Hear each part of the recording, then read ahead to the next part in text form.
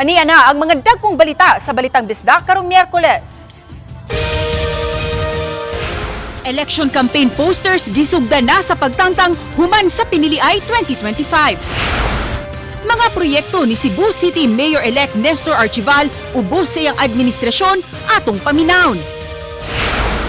COMELEC 7 may pahinumdom sa mga kandidato sa pagsumiter sa ilang sose sa dili pa ang June 30. Mga midaog nga kandidato sa eleksyon sa Central Visayas atong sayran. Kini ang GMA Regional TV, Balitang Bisdak. Ngayong hapon, ako si Cecil Kibod Castro.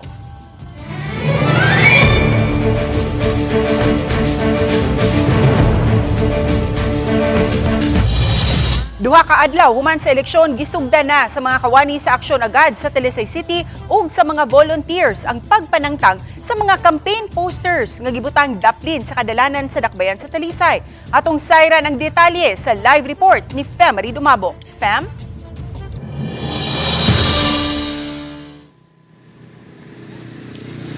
Yes, sayo palang kaganihang buntag gisugdan na ang pagpanangtang sa mga tarpaulin o uban pang mga campaign materials nga makita diha sa kadalanan sa dakbayan sa Talisay.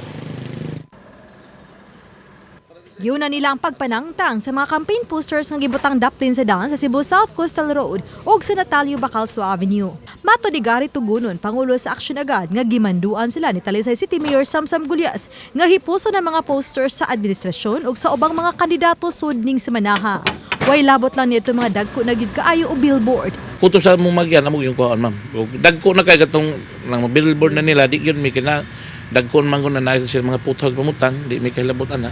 Private Ang amo katulad yung puto sa mong magian amo yung kuan. Ato gyud kanagong mga langkat na siya matus kanal di mo post sa baha. Idili pagtangtang nila ni Tugunon ang mga campaign posters aron dili makahatag og kahasol sa katawhan ilabi na kun magkawil-kawil na kini. Gipanghipo sa mga natangtang nga mga tarpaulin ug mga kahoy samtang ang mga posters ilang itugyan sa mga Solid Waste Management Office ug sa Talisay City Bay GMP aron ma-recycle ug magamit sa ilang livelihood program. Mamahimong itugyan ra usab kini sa mga Talisaynon nga gamiton sa ilang mga panimay. Ma-recycle tani magamit ra gini kay mga tarpaulin mga baga man ang kahoy naara sa gitay mahimo nga kagamitan. Una ay mga Talisaynon nga pangayoon ni sir. Pwede ra sa ma'am kay kanang labi na si Mayor na masagoy katong mga tao gyud ba nga naglisod may ilang batang balay nga kung nagyud kayo. Pwede sang magamit ka ng lisod nagyud kayo nga tao. Tan-aw lang natong ilang balay. Si Councilor-elect sa dakbayan sa Talisay Sok Fernandez lakip sa usa sa mga nangulo sa pagpanangtang. Subay nga manindot gyud ang hawan limpyo. Niya ang mayor tihali gi palakpitan o pahinumdom sa COMELEC nga panglimpyo namo. So kaming mga konsyales giordiran mi ni mayor nga mangumo. Sa Mandawi City, pipila ka mga kandidato nang unay usab sa pagpanangtang sa mga campaign materials. Usa kanila si konsehal ug incoming board member Malcolm Sanchez nga mitangtang sa iyang mga campaign posters.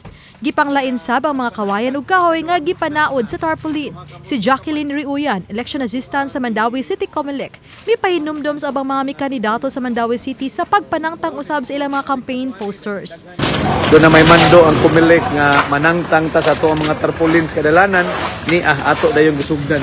Samtang miawag si COMELEC 7 Regional Director Attorney Francisco Pobe, midaog man o naparot nga mga kandidato kinahanglan gihapong manangtang sa ilang mga campaign posters aron way atubangong kasong kriminal subay sa paglapas sa election laws.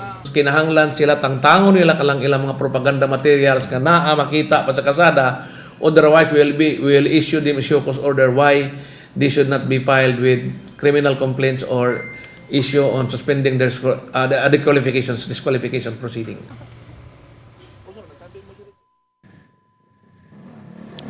Ses dugang ni Director Pobe nga gihatagan lang 5 ka adlaw sa COMELEC ang mga ni kandidato sa pagpanangtang sa ilang mga campaign posters nga gisugdan kagahapon Mayo 13 aron dili sila mapasakaan og kaso nga posibleng mosangpot sa ilang disqualification o di ba kaha di makalingkod sa ilang katungdanan. Ses Daghang salamat, Femari Dumabo. Giulagway sa Commission on Elections kun COMELEC nga misaka sa 83% ang voters turnout sa miaging May 12 elections. Samtang miawhag ang COMELEC sa tanan nga nagpapili nga musumiter na sa ilang Statement of Contributions and Expenditures kun SOSE. Sayran ta sa report ni Alan Domingo. Nagmalampuson sa kinalbukan ang pagpahigayon sa eleksyon ni Antong Mayo 12 sa Rehiyon 7. Gihulagway ni Atty. Francisco Pobe, ang Regional Director sa Comelec 7, ang piniliay nga makasaysayanon o adunay sorpresa nga wa damha nga resulta. Ang nahitabo nga elections din sa Central Visayas is really, what you call this, historical. It's unprecedented nga, other than being generally peaceful, ang mga tao are more cooperative and enthusiast nga ni participate gyud siya sa election. Daghan usab ang nakabutang nga miabot og 83% ang voters turnout sa lalawigan Sugbo ug sa Bohol, din usa sa hinungdan niini ang paglugway sa oras ngadto sa alas 7 sa gabi. Yes, taas ni. Kaya sa una, I think di naara ni tapan sa 75 to 78. So karon murag taas kay ni siya ang turnout. Wa usay natala ang Comelec nga dagkong problema atol sa pinilay, ilabi na sa isyu sa peace and order. Hinoon, adunay na sinati nga pagpalyar sa pipila ka mga ACM apan nasolusyonan na usab dayon kini. Karon nga humana ang piniliay giawhag sa Comelec ang tanan nga nagpapili sa pagsumiter na sa ilang suse. Kadtong mapakya sa pagluso sa suse o kadtong nanubra ang gasto, mag-atubang og kaso nga nagtangag usab og silot kung mapamatud-an nga adunay kalapasan. Ang deadline ani will be on June 30, 2025. Okay, what will happen if they fail to submit? Kung dili na sila makasubmit or nag-overspend sila, they will be charged with the case of election offense for failure to file SOC, and if winning, kung overspending, kasuhan ni sila og overspending, and then that might be a ground for disqualification. Sa pikas bahin, gihulagway sa kapulisan sa Dakbayan Sugbo nga malinahon ang syudad atol sa piniliay. Mihatag usab ang Cebu City Police Office sa ilang hugot nga suporta sa Mayor-elect sa Dakbayan sa Sugbo. Kauban si Clover Lumayag, ako si Alan Domingo. Balitang Bisdak.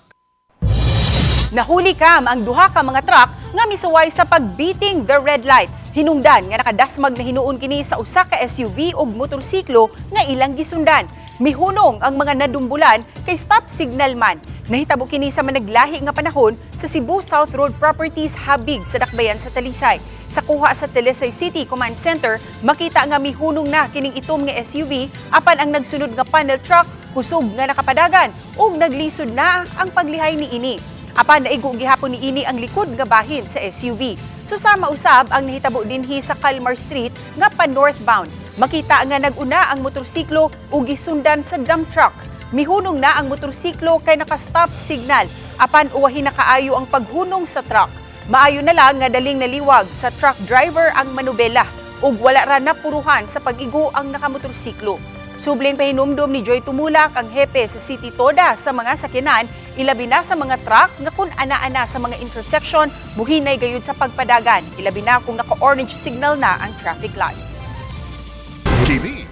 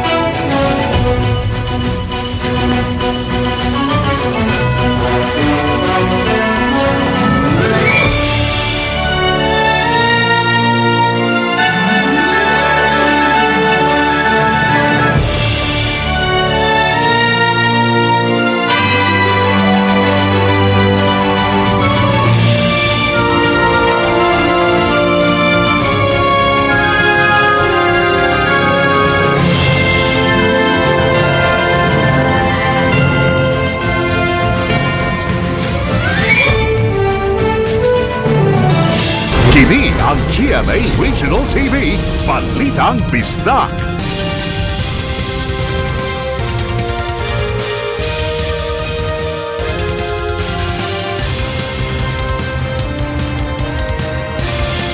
Kini ang GMA Regional TV, Balitang Bisdak. Sa iya unyang pag-asumer sa katungdanan karong Hunyo 30 unsa kaha ang mga plano sa umaabot nga mayor sa Cebu City nga si Mayor-elect Nestor Archival. Atong sayran pinaagi sa the GMA Integrated News Interviews. Mayong hapon mga kapuso, atong makauban ang bagong napiling mayor sa Dakbayan sa Subo, Mr. Nestor Archival. Dinhi sa atong studio sa Balitang Bisdak. Mayong hapon, Mayor. Una sa tanan, congratulations. Mayong hapon, salamat. Kumusta, Mayor? After the proclamation, nakapahulay na ba? Yes, nakapahulay, pero kulang pa. That's correct. Unsay mensahe nimo, Mayor, sa mga nagsuporta kanimo? Well, salamat. First of all, I would like to thank Mayor Tommy, Madam Margot, sa tanan ng grupo sa BOPK, sa tanan akong mga kauban nga kandidato, including their volunteers, and most of all, sa mga barangay captains nga nitabang nako. Upat ka barangay captains nga active kayo. Ug ang tanan nga mga supporters ug nibutar sa grupo sa BOPK. Salamat ninyong tanan. Mayor, daghan kayong gustong masayran ang mga subuan nun sa imuhang mga plano, ilabi na sa first 100 days. Unsa ni ang mga proyekto nga tutukan jud nimo? Okay. Ang city government mura og kanang sakyanan, kinahanglan gasolina. First one is revenue generation. It might be walay tax nga increases, but ang ako efficiency sa tax collection. Second would be streamlining the city hall operations. Nakabaluta nga ang City Hall medyo daghag reklamo na dugay mauni, so whatever. What is important right now is to streamline and as much as possible kung naay adtuon sa City Hall, especially sa business permit, madali. So ang point nako, first is permit nga renewal, 1 day kuha na nimo. And yeah, sa isiguro nga mga new permits might be 1 or 2 days. Then the other thing is we want to build and help sa tanan, no? Nga mahuman na to ang CCMC. Because sa akong opisina, grabe ang request sa mga medical assistance. So if we have CCMC to be completed, then kana hopefully masolve na 99% sa mga problema sa health. The other one is education. Daghan kayo moadto sa atong office nga naunsa naman ning atong scholarship. So what we want to do is to check the scholarship nga ang tanan nga mga bata nga mo-graduate sa high school, sa public school, automatic nga scholarship syudad. Karon na usab na, and I would like to check on that, but ang akong punto, ibalik na to ang original concept sa scholarship program. The other thing is we need to have food production nga stable. You should understand that 60% of the food that we have and we want that we are actually having is not from Cebu. Gikan sa uban nga mga lugar. So i-push na ko ang food production sa atong mga kabukiran. The other one is water supply, sustainable water supply. Ang atong balay maglisahay naa usay wa. So we need to have that water supply. Now, sa City Hall, we need to have efficiency. Efficiency sa atong city power requirements because we're spending $500 million. We need to have an efficient solid waste management, garbage. Because right now we're spending 600 million, but we only can get 100 million pesos just for the revenue. The other one is push for the completion of the BRT. We have already 26 billion nga na nasa pundo sa pagamanhanan, pero until now, gamay pa kayo. I'm happy that Pam is there, ang gobernador. We have a scheduled meeting with her, and we want to push that if possible, kumpletohon na nato nga magkasugod na dayon ang BRT completion. Now, we have a new concept, the concept which being conceptualized by Tommy. This is the concept of Mayor of the Night. And the Mayor of the Night is a concept where City Hall never sleeps. This is the only City Hall probably in the whole country that never sleeps. So ato ning design sa mga tao nga nagtrabaho sa buntag, at least maka-avail sila sa, of course, kanang mga services sa gobyerno. So again, Mayor of the Night. At ang mga kapuso, ang ikaduhang hugna sa atong interview din hilang gihapon sa Balitang Bisdak. Kini ang GMA Regional TV, Balitang Bisdak.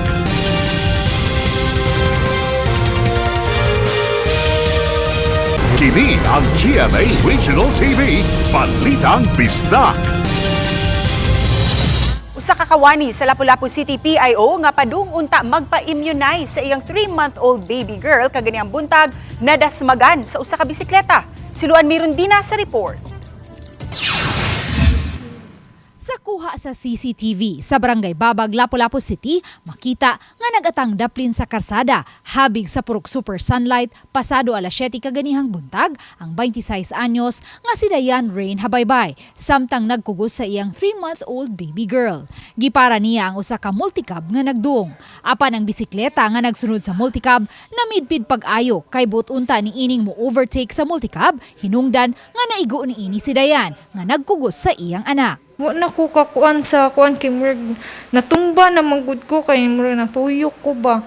Nya nagkugos ko sa kung anak ako lang gyud siya gigakos. Gitabangan si Dayan pagpabarog sa mga nakasaksi sa hitabo. Ug pipila ka gutlo, may naagi nga pulis, kinsa misusi usab sa hitabo. Matod ni Dayan, daw nawa siya sa iyang panimuot, human sila natumba. Ug wa na niya maklaro kung unsa nga sakyanan ang nakaigo kanila. Nasayra na lang niya nga usa di ay kini ka bisikleta dihang nakita na niya ang kuha sa CCTV. Paspas jud kay ang panghitabo bitaw nahibong na lang ko nga kanang murag nanay ni dapat sa akong ari nga sakit kaayo bitaw. Pero wala kay ko kaklaro niya. Nunod sa hitabo, nahiagom si Dayan og bunog sa iyang wang aping. May mga pangus og bunog usab, ang iyang tuong kamot, siko ug bitiis. Samtang ang iyang baby girl nahiagom og samad sa tiil. Matod ni Dayan, wala hinuon siya'y planong musangat og reklamo. Gusto lang niyang makaamgo sa iyang sayop ang lalaking nagbisikleta nga nakaigo kanila. Uban ni Marlon Malgazo, Luan Meronina, Balitang Bisdak. Sa lalawigan sa Bohol, giproklamar na sa Provincial Board of Canvassers ang mga mananaog. Ang report ni Mark Reggie Abella. Lakip nila si incumbent Governor Erico Ares Aumentado kinsa subling napili nga mamuno sa probinsya. Giproklamar isip Vice Gobernador si Nick Besas. Purmalusab nga napiling mga kandidato sa mga distrito sa Bohol ingon man sa mga mulangkob sa mga provincial board. Rest assured na ning among duha ka termino, kaduhang termino. Maningkamot termino sa among commitment para sa atong lalawigan sa Bohol. Makahatag ta og serbisyong tinunay and ipadayon ang limpyong panggobyerno. Sa kinatibukan, malinawon ang gipahigayong 2025 national ug local elections matod sa COMELEC Bohol. Kinibisan pa man sa mga nasugatang technical o logistical issues nga dali ra usab matod pa nasolusyonan. Paspas usab ang mga gigamit nga automated counting machine sa probinsya. Wala tayo mga report nga nadawat nga dunay mga problema. So nakasista nga ang atong eleksyon gapon malinawon gid tayo. Compare sa previous elections sa mga gikan taon nagsugod og automation, karon ang pinakapaspas. Kauban si Clans Gabutin, Mark Reggie Abella. Balitang Bisdak.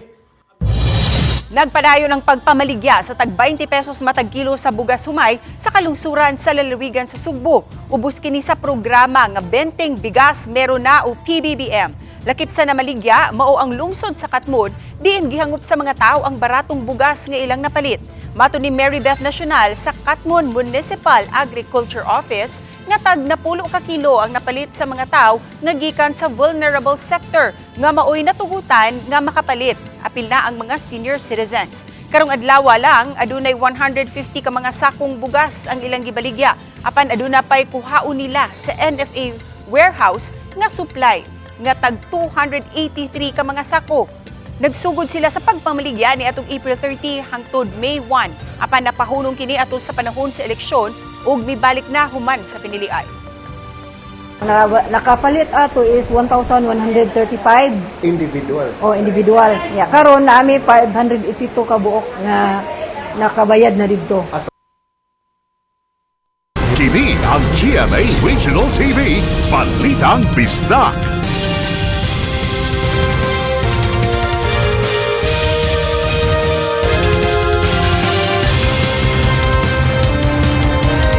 Kini ang GMA Regional TV, Balitang Bisdak.